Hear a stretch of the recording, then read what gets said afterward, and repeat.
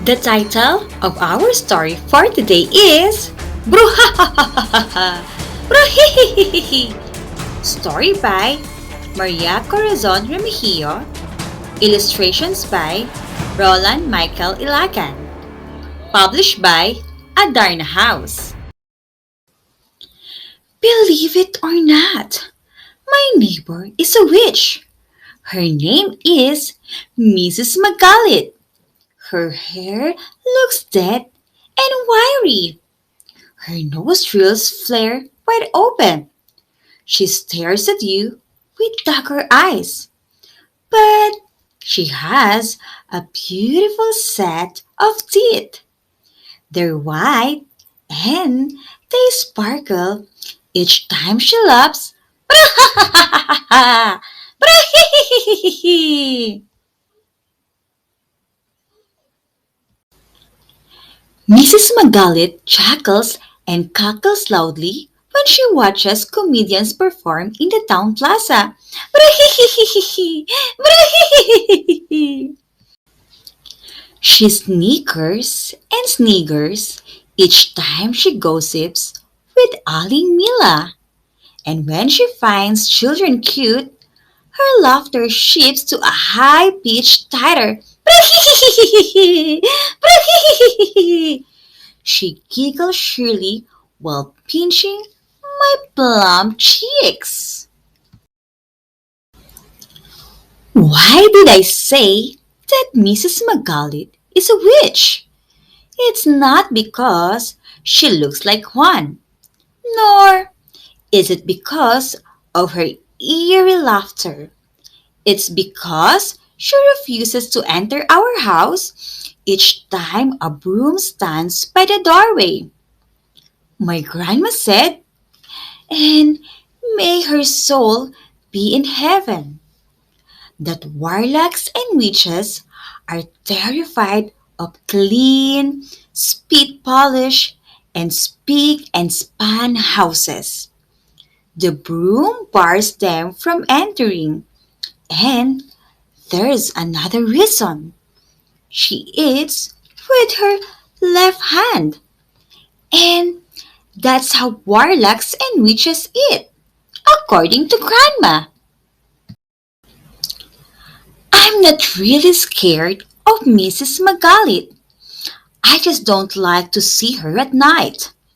When it's deep into the night and she watches late shows on TV, peals of her horrifying laughter raises goosebumps on my skin.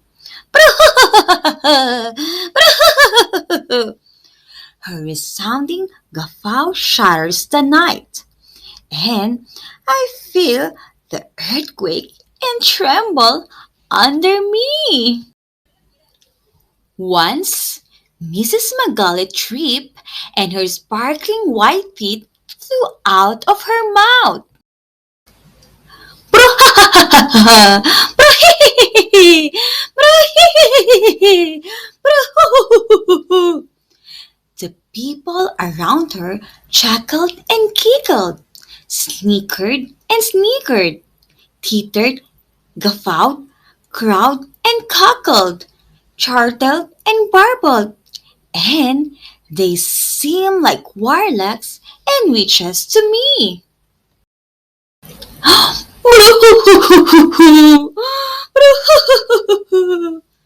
Mrs. Magalit sniffled and whimpered while picking up her cracked dentures. My heart bled for her as I helped her get up on her feet. We passed our house. I asked her in, wishing that she could rest for a while. I totally forgot that Mom had just finished cleaning and that she had left the broom by the doorway. Oh, please, child, I won't come in anymore. My slippers are dirty. I persuaded her some more and she entered our home. I got shocked that She was not terrified of the broom at all. I gave her some refreshments and she used her left hand to pick up some biscuits. You know, child, my right hand is arthritic. That's why I can't use it anymore. How embarrassing it was for me. I was so wrong in thinking that Mrs. Magalit was a witch.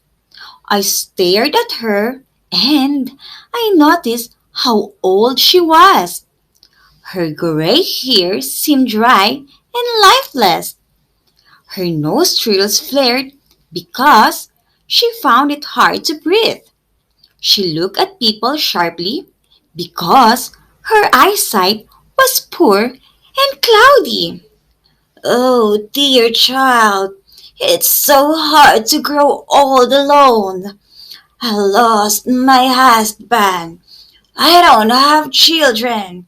And I don't have a grandchild like you. Mrs. Magalit was so sad. I switched on the TV set for some entertainment and the two of us watched something funny. She snickered heartily. I snickered merrily. She chuckled loudly. I cackled noisily. We sniffled and sniffed. Even we ended up teary-eyed because of too much laughter. From that time on, I didn't call Mrs. Magalit a witch. I ended up calling her Grandma. And that's the end of the story about Bru-ha-ha-ha-ha-ha Bru-hi-hi-hi-hi. Remember, don't judge other people by their physical appearance. Always look for good things. Care for the elderly. Thank you.